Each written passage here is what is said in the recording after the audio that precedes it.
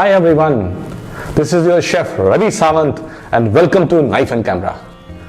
एक शहर ऐसा जहां चिकन खाया भी जाता है और बिनाई भी होती है उसकी, यानी कि कढ़ाई। उस शहर की भूल भुलैया बड़ा इमाम बाड़ा बहुत मशहूर हैं और वहाँ की शाम या शाम अवध, इसके तो क्या कहने। आज उसी शहर का एक जायका यानी कि गलावट कबाब बनाएंगे। पर गलावट कबाब आज हम उसका वेज वर्जन बनाएंगे, किसी और दिन बनाएंगे नॉन वेज वर्जन। वैसे तो वेज वर्जन कुछ होता नहीं है गलावट कबाब का, क्योंकि गलावट शब्द का मतलब ही है गलाने के लिए कुछ डालना, और जब कबाब में हम कुछ गलाने के लिए डालेंगे नहीं तो वो गलावट कबाब हुआ कैसे। हाँ, टेक्सचर जरूर सेम आ जाएगा और कुछ मिलते जुलते स्पाइसेस होंगे और खाने में और देखने में लगभग वैसा ही लगेगा। तो आज हम बनाएंगे राजमा के गलावट कबाब। तो चलिए शुरू करते हैं, लेकिन इस म्यूजिक के बाद।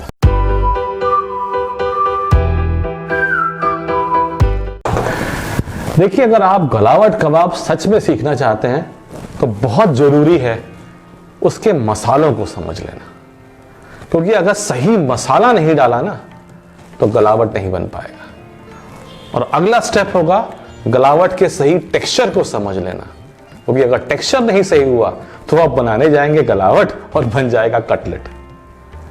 तो आज सबसे पहले चीज हम समझ लेते हैं स्पाइसेस हैं कौन से और वो क्यों इस्तेमाल हो रहे हैं। आप अभी जो स्पाइसेस देखेंगे वो बेसिकली एक ऑर्डर में लगाए गए हैं। ये कोई अल्फाबेटिकल ऑर्डर नहीं है या कलर सीक्वेंस भी नहीं है। लॉजिक ये है कि क्या स्पाइस के अंदर क्या फ्लेवर्स हैं, कौन सा अर्दी स्पाइस है, कौन सा फ्लोरल स्पाइस है और कौन सा फ्रूटी स्पाइस है। जैसे नटमेग थोड़ा सा फ्रूटी स्पाइस है, जैसे ब्लैक पेपर, ब्लैक कार्डमम, ये थोड़े अर्दी स्पाइस है। जैसे जावित्री, ये थोड़ी फ्लोरल स्पाइस है, और रोज पेटल तो फ्लावर है ही। तो आज आप ये देखेंगे कि इस पर्टिकुलर रेसिपी में एक प्लांट के लगभग सब पार्ट्स इस्तेमाल हो रहे हैं, उसका बाक भी, उसका फ्रूट भी, उसकी रूट भी, उसके फ्लावर्स भी। तो ये बहुत जरूरी है इस स्पाइस को समझ लेना। तो चलिए एक स्पाइस टूर हो जाए।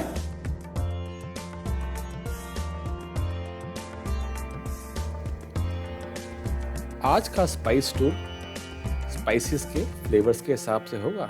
जैसे ब्लैक पेपर, इलायची और ये दगड़ फूल बड़े ही अर्दी फ्लेवर्स देते हैं हमारे कबाब को। अब देखिए, ये इलायची है, ये थोड़ा फ्रूटी फ्लेवर देती है। Same is for coriander seeds. ये जो दालचीनी है ना, थोड़ा स्वीटी नटी फ्लेवर देगी। जीरा बहुत फ्लोरल स्पाइस है। और जावित्री, ये तो एक्चुअली फ्लावर है नटमेग का, और nutmeg kind of a sweet spice है और ये भी एक अलग ही फ्लेवर देता है। और ये देसी गुलाब के पंखुड़ियां, इसकी तो खूबसूरती अलग ही है।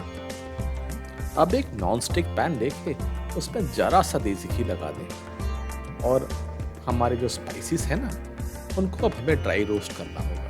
इनकी मात्रा मैंने डिस्क्रिप्शन पे छोड़ दी है, उसको फॉलो कर लें। सारे स्पाइसेस को आप हल्के हाथ से लो फ्लेम पे रोस्ट कर लें, और लास्ट में डाल दें थोड़ा जायफल।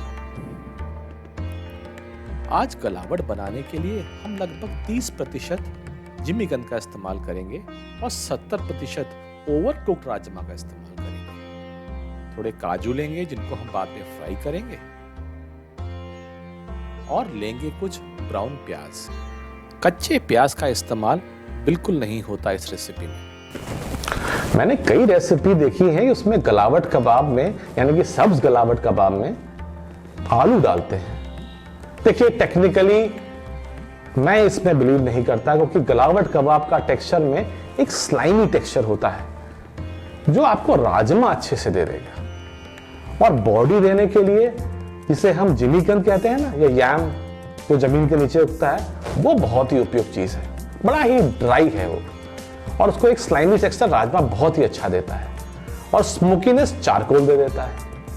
एक बात हमेशा ध्यान रखें, जब भी किसी डिश को स्मोक करें उसमें फैट होना चाहिए, क्योंकि स्मोक फैट होता है, डिश नहीं होती। इसीलिए कभी आप दूध उबालें और वो जल जाए तो कितना जल्दी स्मोक पकड़ता है, क्योंकि मिल्क में पहले से फैट होता है। तो ये बात को हमेशा ध्यान रखें, नो स्मोकिंग विदाउट फैट। आज हम ले लेते हैं और राजमा जो उबले हुए होने चाहिए, और साथ में जिमीकंद, इसको ओल भी कहते हैं। थोड़ी डाल दी लाल मिर्च, थोड़ा नमक, थोड़ा अदरक लहसुन का पेस्ट, थोड़े काजू फ्राई कर लेते हैं सुर्ख लाल, और ये भी जाएंगे हमारे कबाब के मिक्सचर में। अब देखिए कबाब का मिक्सचर वहां तैयार है और यहाँ मसाले पिसने को तैयार है। अब इस कबाब के मिक्सचर में डाल देते हैं थोड़े से कैरामलाइज्ड अनियंस, और काजू तो मैंने पहले ही डाल दिए। अब मिक्सचर तैयार है दोनों। अब डाल देता हूं इसमें थोड़ा सा हमारा स्पाइस मिक्स और पीली मिर्च का पाउडर। इसके रंग पे मत जाइएगा, बहुत तीखी होती है। अब इसे एक अच्छी सी मालिश करके सारे स्पाइसेस को आराम से मिक्स कर दें। आप देख रहे हैं कितना चिकना मिक्सचर है ये। यही क्वालिटी है एक अच्छी गलावट कबाब के मिक्सचर की। और अब मिला दिया कुछ भुने चने का पाउडर, ये बाइंडिंग एजेंट का काम करेगा। और लास्ट में सीजनिंग को टेस्ट करके सॉल्ट टू टेस्ट। इसे अच्छा से एक मिक्स कर लें और कोयले को लाल सुर्ख कर लें, क्योंकि इसी से होगी स्मोक। एक बर्तन को बीच में रख के डाल दें गरम लाल कोयला और कुछ लौंग के पीस, और ऊपर से डालेंगे थोड़ा देसी घी। याद रखिएगा, नो स्मोकिंग विदाउट फैट। बहुत ही सौंधी खुशबू आनी शुरू हो जाएगी और लगा दे इसको ढक्कन। 10 से 15 मिनट तक ऐसे ही रख दें और हमारा मिक्सचर स्मोक होकर तैयार है। बस अब तो तैयारी है। हाथ में तेल लगाया और दोनों हाथों से गोल गोल प्यारे से कबाब बना के तवे पे सेकना शुरू कर दें। कबाब की सौंधी खुशबू आपके पड़ोसियों को बता देगी कुछ खास बन रहा है आज। अवध का जायका है ही ऐसा।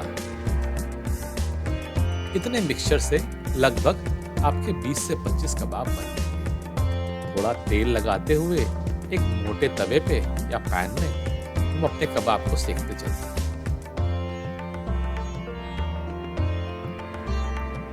एक और पहचान एक अच्छी कलावट की, जब भी कलावट पक रहा होगा तो नीचे की सतह से ये थोड़ा थोड़ा फटेगा।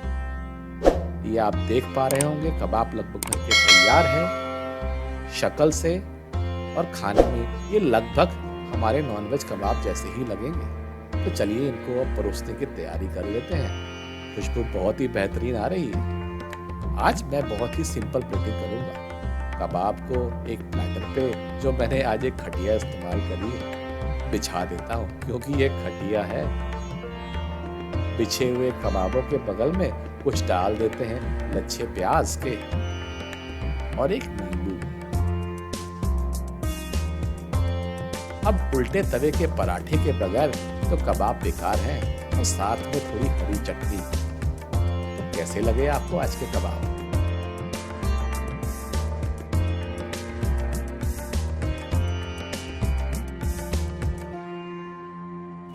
आशा करता हूं आपको रेसिपी पसंद आई होगी। अगर पसंद आई हो तो consider liking my channel and pressing the subscription button, जो बेल यहीं कहीं होगी नीचे, दबा दीजिए। आपसे फिर मिलेंगे एक नई रेसिपी के साथ। तब तक के लिए आज्ञा दीजिए। नमस्कार।